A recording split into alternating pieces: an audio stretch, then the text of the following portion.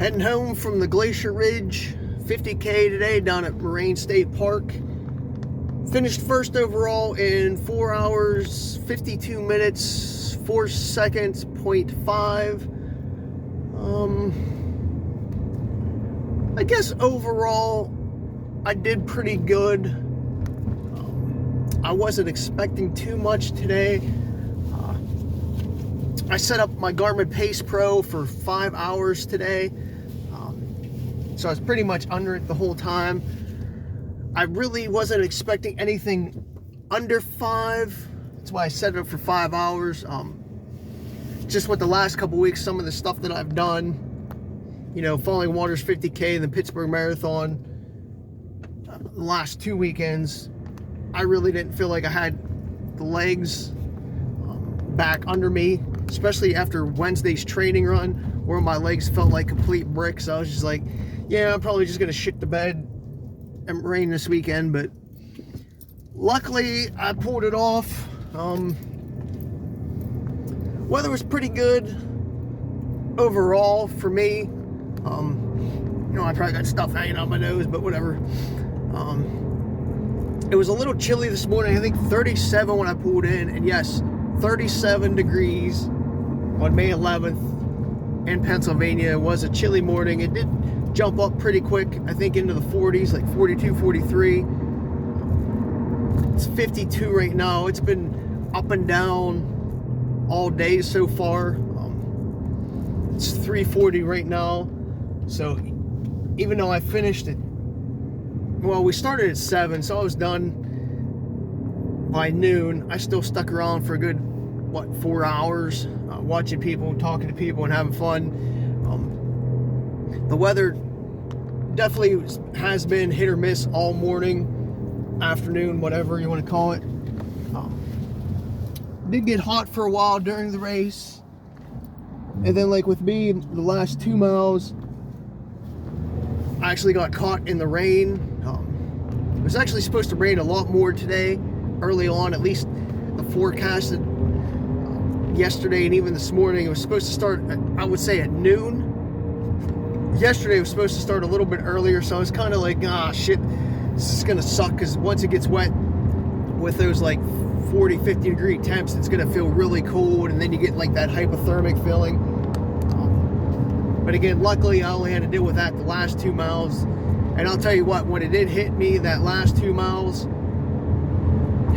it definitely felt really cold. Like the rain was cold, and a miserable rain. So I sort of feel bad for people who finished after me and that did the 50-mile race or the 50-mile relay or the 20K. Anybody who was still out there, I was like, but again, that's what you sign up for.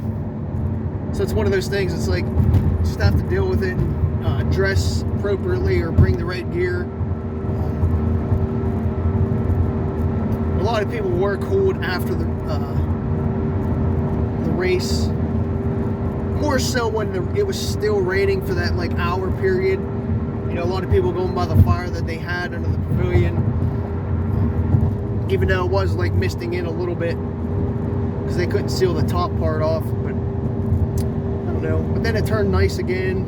Like I said, it was 52 degrees, so it did dry out and get a little bit warmer again, which is good running weather right now. But the course did, I guess, get beat up a little bit from what people were telling me that just finished before I left. It started to get a little sloppy out there. I knew it was going to be sloppy after it started to rain, just because of the trails itself. Like, you could just tell with the weather that we had this year, it was just going to turn into a shit show after it started to rain. So I'm definitely thankful to finish before all that started. I am hurting a little bit. I'll get to that here in a second. But the one mistake that I made today, I'll say that right off the bat, was taking my hydration pack instead of my waist belt. My plan was to take my waist belt, but this morning I decided to go and just use my hydration pack.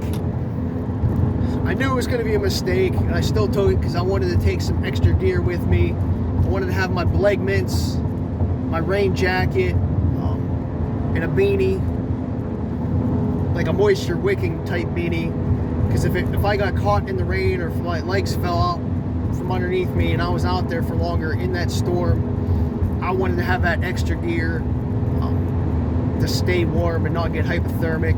So that's why I went with that. But again, that was my only real mistake today. Well, I made another one, but that was on nutrition. But this was like the gear change mistake. It did get me overheated really damn quickly this morning. But I also sort of planned for that as well. I wore shorts over top of my 2XU compression shorts, which I ended up ripping the groin out of these ones as well. So I have two 2XUs that I ripped the groin out when I was sitting there, like my balls were about popping out. I didn't even realize in the groin area they ripped. So luckily nobody really saw that before I did. I just wore my normal race shirt, and I put some arm sleeves on this morning, and I had a neck gaiter. So I figured when I got hot, I could take all that stuff off and shove them in my pack. And that's what I did. And I still had my rain jacket. I actually had a poncho, I think, in there too, with maybe a honey stinger. I think that was the only real gear I had, besides my reusable cup. Some Noon tablets as well to refill my bottles. So I did pack 2 20 ounces, one with water, one with Noon caffeine. I think lemon lime today. But again, if I took my 20 ounce 220s, I wouldn't really have to stop till maybe like the 15-mile turnaround to fill them. So that was another reason. So I was like, whatever, you do it, you don't. My throat's a little dry now, but I don't know. I know before I get to the race, I will say I'm hurting a little bit now. Way behind on nutrition during the race. I ate pretty good this morning. I had a bowl of cereal, my carnation breakfast, and some milk.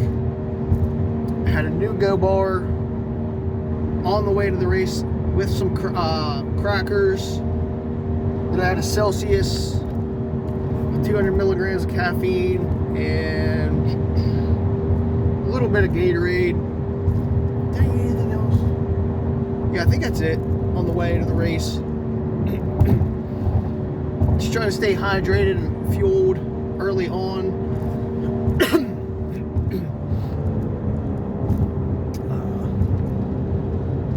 But during the race itself, I really did not eat anything like calorie wise. I did have a little bit of food in 2 spots, but nothing really sustainable to my body. At the 10.78 station, I had a piece of watermelon and a couple pieces of bacon and some ginger ale. At the 16-mile turnaround, I think I took 2 chunks of peanut butter jelly, a pickle, maybe some pickle juice as well, and then some ginger ale there, and some water. And then at the 21-mile aid station on the way back, which was the 10.7-ish, start the race, grabbed a couple pieces of bacon. I only ate like 1, and a couple pretzel rods. I think, yeah, some ginger ale there, a Coke, and some water. But that was it. So for 31 miles, I might have had between 200 and 400 calories at most from aid station. So I was running very depleted fuel wise, even hydration wise. I'm probably going to regret it. kidneys are going to kill me. Because I already had low sodium. I went to the doctors this week, got blood work done, and I had low sodium as of Tuesday. And then yesterday, Friday, I pissed like 2 gallons of pee. So I was just like draining myself pretty bad yesterday. I just kept peeing all the time. I think from the inflammation of last week just finally clearing out of my system. So I was definitely behind the 8 ball. I peed I peed 3 times on the course, at least, maybe a 4th. Was definitely very gassy today. I was farting up a storm, dude. I could have filled up my gas tank and everything, how much gas I had. I was just ripping them, and I was like, man, people gotta hear this forever. Luckily I didn't have to poop, but I think the gas was from my noon caffeine. It was just making me gassy, so like every time I would sip some, I would end up like 10 minutes later farting up a storm. So that just must be the effect of the caffeine in it. I only filled my noon side bottle up once during the race. That was at the 4.7 left into the race. Water's only aid station. And I probably had half empty of just the water, because I refilled that noon. So the aid stations, there was only a water only at 4.7 into the race. There was food at 10.7 and then 16 at the turnaround for us, and then whatever the mileage is on the way back, so like 21 and then 26 and a half on the way back. So I mean, they were spread out like 5 to 6 miles apart, which is why I wanted to take my hydration belt and not my vest, my waist belt I should say, because I figured 18 ounces I should have been enough in between aid stations, but then I would have had to stop and refill each time, but it would have let me run faster and lighter. So it's kind of one of those things that I played with and whatever, but taking the waist pack got me used to it again this year. Some of the other bigger races coming up, so it's probably a good thing to get used to it again. I didn't know my like heart/stomach area was achy or a little painful throughout the whole race. My legs got stiff probably about mile 22 or 23, and I was just like battling to the finish from there on out. Around 26, 27, I was really hurting. I could start to feel them really get tight, and not like cramp, but they were getting on that verge, so I'm trying to suck down more liquids to prevent it. Plus my stomach was really starting to get hungry by that point, and I could just feel it just eating away at itself. So I knew I was in trouble, but somehow I managed to hang on. So the race course itself is pretty, I would say it's runnable the whole time. The hills really aren't huge. I think like the biggest one maybe 200 feet, but it's not like really inclined at all. You could run up it. It might even be less than 200 feet again. I forget how much total. I want to say like 4,000. Somewhere between 3,400 and 4,000 was the elevation gain for the course. Since it's pretty much an out and back, it would even out. But over 32 miles, even 4,000 feet's not really that bad run wise. Like I said, you could run the whole course. I did walk some of the hills just to save energy in my legs. I didn't really want to turn and burn. I don't know. So you start at McDaniel. Boat launch pavilion number 7 area, and then you run the Jennings. First, we'll say the first mile does suck a lot. It's like gravel road, then turns into asphalt, the same asphalt that we ran on for the Run the Breathe half for about, we'll say 0.7 miles, give or take a tenth, which really beats up your legs early on, and then when you're near the finish, then it becomes North Country Trail. I would say pretty much the rest of the race, I'd have to look at the map to be sure, but we'll just call it North Country Trail the rest of the race. And again, so you're going, you know, up and down, little inclines, declines, flat spots. There's a few sections that do have like gravel, single track. There's a lot of, there might have been like 30 little bridges on the course. I tried to tiptoe around those a little bit because I didn't want to fall, but luckily I made them all.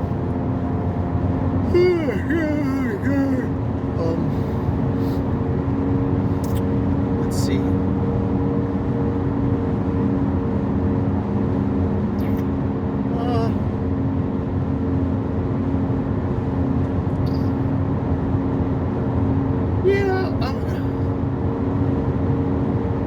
It wasn't really technical. Like, there was a couple little rocky spots and a couple muddy spots here or there, but nothing really super technical that you had to really be careful about.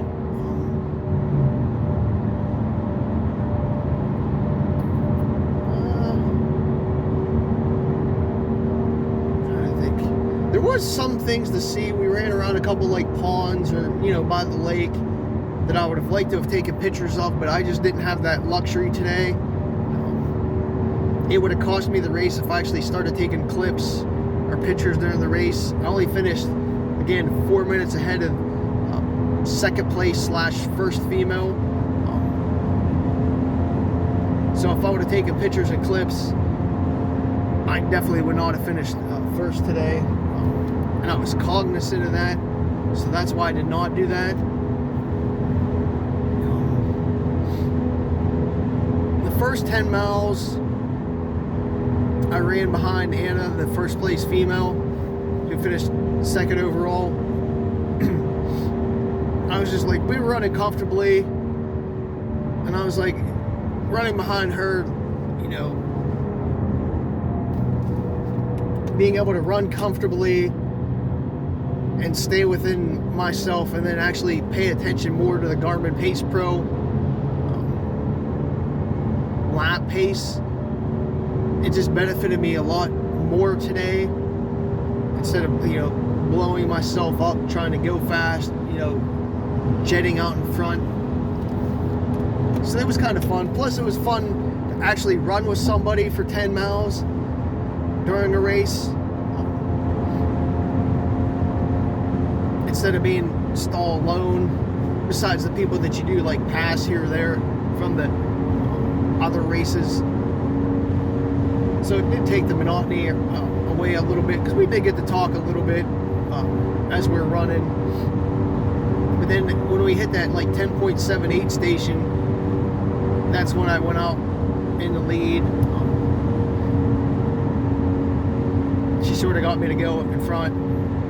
And then once I took the lead, my competitive nature took over, and I just started dropping like low times. Plus, after that 10.78 station, it is very runnable and fast.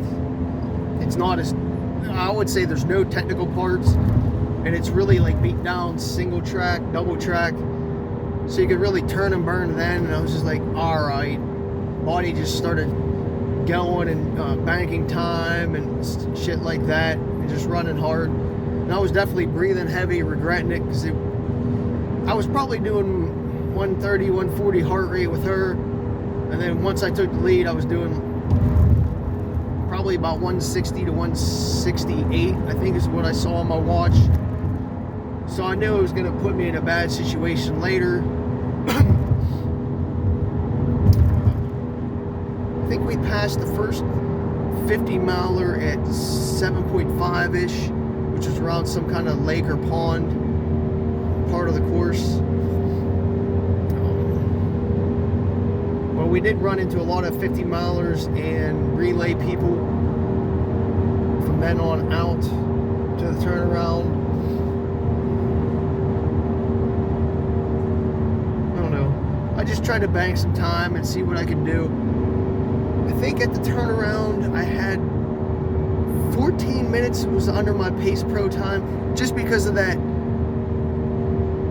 very fast runnable section from 10.7 to the 16-mile turnaround. I was dropping, like I said, it was dropping like 7s and 8s instead of like the 9-10 minute miles that I needed to do. So I really banked some good time there, but it did cost me later on, probably killing my legs a lot more than I was expecting.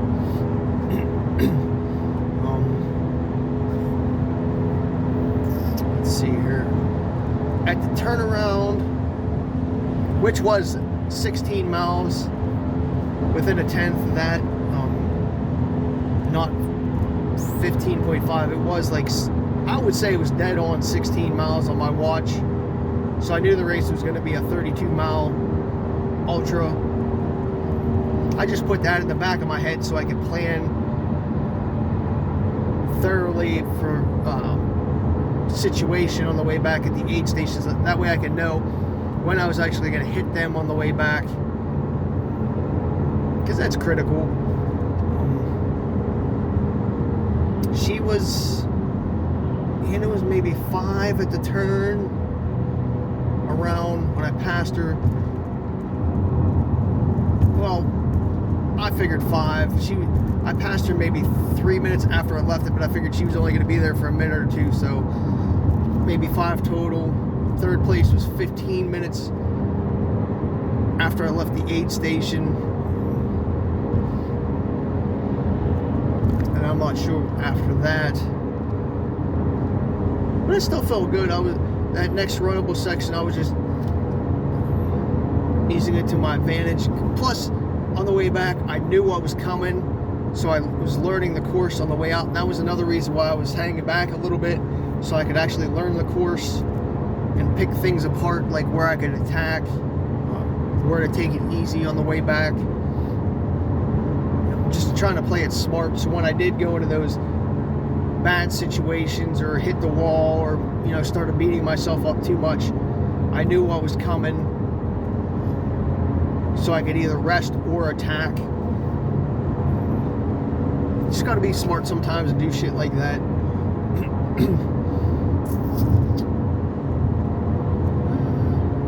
A lot of nice people cheering you on, saying good job, good work. And I was trying to do the same. I think I only had 2 people not pay attention that were wearing headphones that didn't get out of the way, but I just still went around them pretty good. I know when I hit the 10.7 aid station on the way back, I left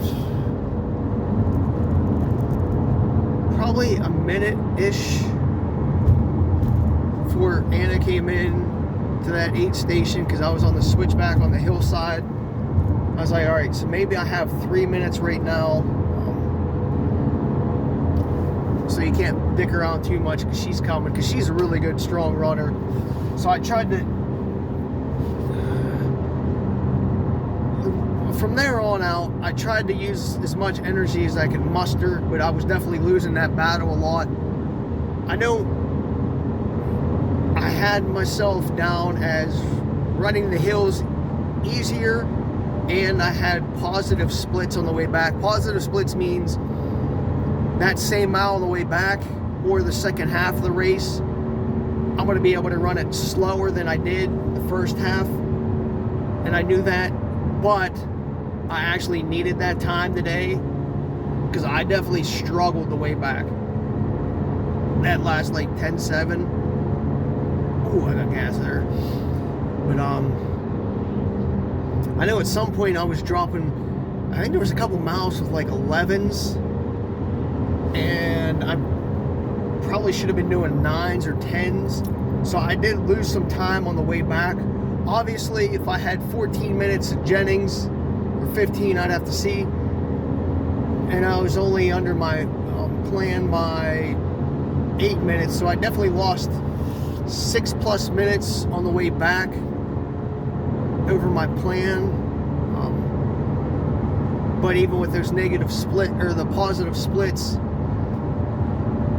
came into play, I was definitely running probably a minute slower on average per mile, maybe a minute and a half on the way back. But again, I was definitely struggling. The only solace I had on the way back was passing some of the 20 milers, which just like broke up the race a little bit. Otherwise, I would have been bored and probably just ended up failing. But I still had in the back of my mind, I only had 3 minutes at that aid station. So I couldn't just dick around, but if I got passed by anybody in the 50K, I would have just basically pulled myself back and hung back the rest of the race and dropped like a 5:30 and taken it easy just to save my legs. Thankfully, nobody did, because I definitely did lose some time also on the way back. I dipped my hat a few times into some little springs or creeks. Not necessarily the most cleanest ones, but I needed them at the time because I was getting a little too hot. My headphones ended up fucking up. Lost some sound out of them. Could barely hear my music. Probably ruined the headphones themselves, but oh well. Yeah, at least peed one time on the way back too. So even running slower, I was definitely wasting some time on the way back, just trying to save myself and keep myself in the game as much as possible. There is about maybe a mile I'd have to really dial down in and figure it out. Maybe a mile and a half that's different on the way back. You do sort of like an undercut closer to the lake than you do on the way out, but that's really the only difference in the race course. So it's pretty much an out and back. And I will say the course, the way it is with the variations and such like that, even the hills, it felt like a completely different race on the way back. You're not like, oh, I'm here at this section now. Like, you knew you were at this section, but it felt completely different than it did on the way out, just how it was ran. So that was very nice. At that last water stop on the way back, I did fill my, like I said already, filling my bottle up. And I at least knew I had a minute because I was looking back. I was like, you still have at least a minute right now, but you just got to try to muster enough energy to keep going. I'm telling you, it was so rough today. When I was finished, I was just in such bad shape.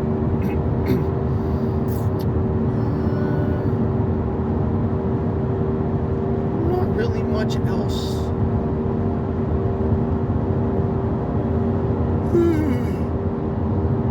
Wish I would have taken some pictures or some clips to show you guys the course itself, but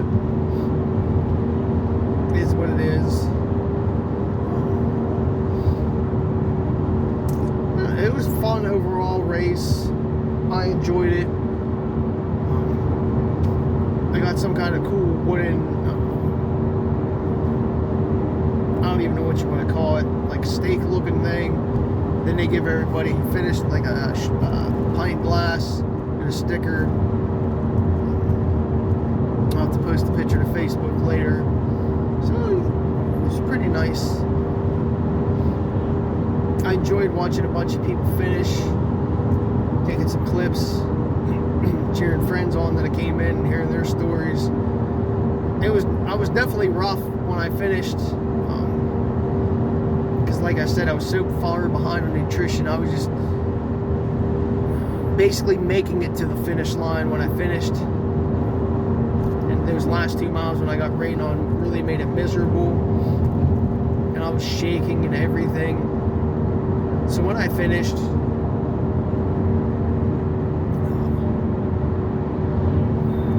I went to my car. I even told them, I was like, hey, if I ain't back in 20 minutes, come find me because I'm in bad shape. I struggled to take my clothes off. Well, no, I guess I did sit around the fire for 10-15 minutes because right away I got a piece of pizza, ate a York peppermint patty and a Reese's cup by the fire just to get some nutrition in me right away because I know I needed it before I went to my car. But I told them, come find me in 20 minutes if I ain't back, because I wasn't sure what was going to happen once I got to my car because I was shaking and I was afraid I just might pass out in my car. But drank my Fit Aid, it revived me. Somehow I got my calf sleeves off, but when I was trying to pull them off, my legs just trying to cramp. So it did take a while, but I did start the Subaru, put the heat on, which helped.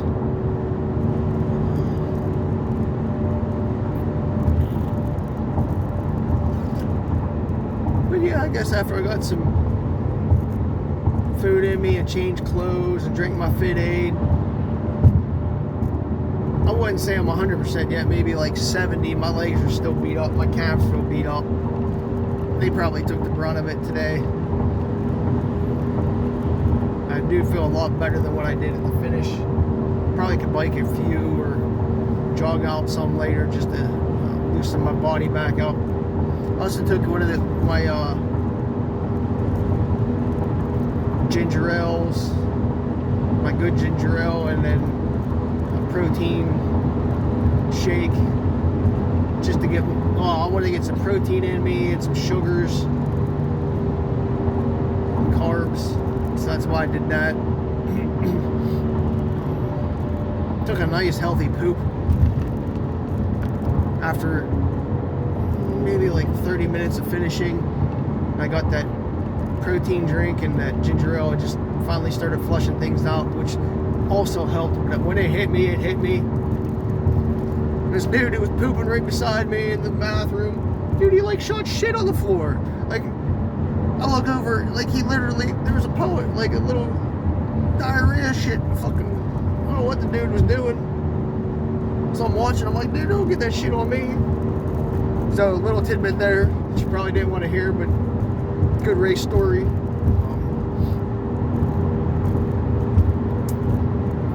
don't know, I'm trying to think anything else. I don't know. Like I said, it was just a struggle fest. I don't know if I would do the 50K again, maybe just a 20 miler or a relay or something. I don't really feel like wanting to do the 50 miler or the 50K. I think the 20, if I do it again, I think I'll stick with the 20 miler so I could use it as a training run.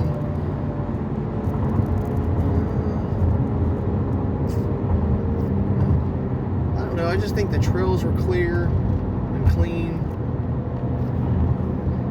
What was weird was there was a bunch of we'll say springs or whatever, like water runoff from the hillsides, but they did a moraine, which I haven't seen in some other PA state parks. Is they would have like either like say like 2 4x4s laying down or just random logs that they cut up.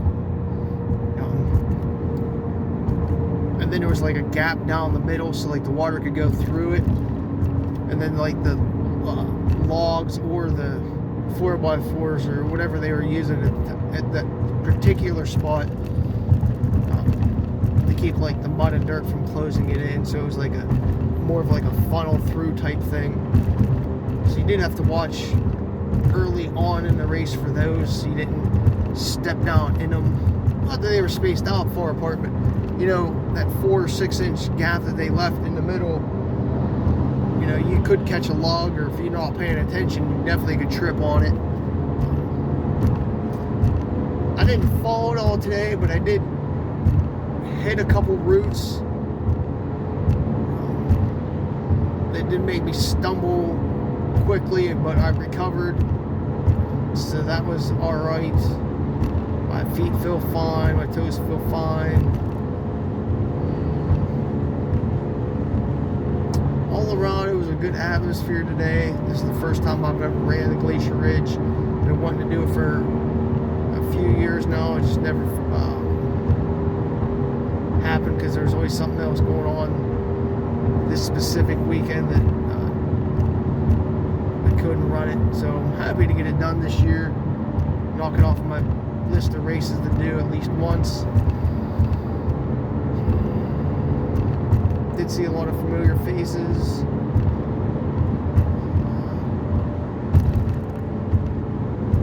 But if you like a runnable trail race, this is one of those I think people would like. And again, the hills aren't going to kill you, or the downhills or the flats. It's just a nice, good mix. We're going to switch up muscles the whole time and not use the same ones. I think that's a pretty good recap. I don't think I would change anything, really do anything differently. I mean, if I could do something differently, I would probably have more rested legs than I did. As I said, my legs are kind of dead going into the race, and even worse now. So if I had fresh legs, it might help me, or, you know, give a better performance. But overall, I'm happy with what I did today. I was able to do 7-ish minutes under my goal.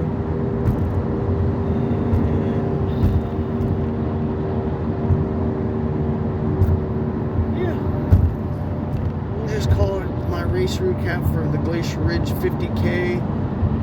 So, I mean, I don't want to brag, but I think I've had a pretty good few weekends in a row now. You know, I did Heiner, Run the Breathe the next day, then Falling Waters 50K, Pittsburgh Marathon, and this. So,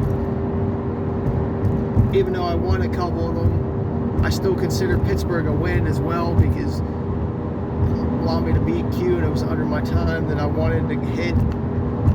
Same with this, even though I might have won it today, it was under the time that I was going for, so it's just a nice, what I'm going to call a win. But pulling back early in the race and not getting caught up in the moments really helping, not only later in races but health wise overall, and it's a good strategy. It's just hard to do, because sometimes you can just get caught up in a moment and there's nothing you can do when your body takes over. Check it out next year. I'm trying to plan to attend, and I don't think you'll be disappointed if you show up and do any of the distances or you partake in the relay.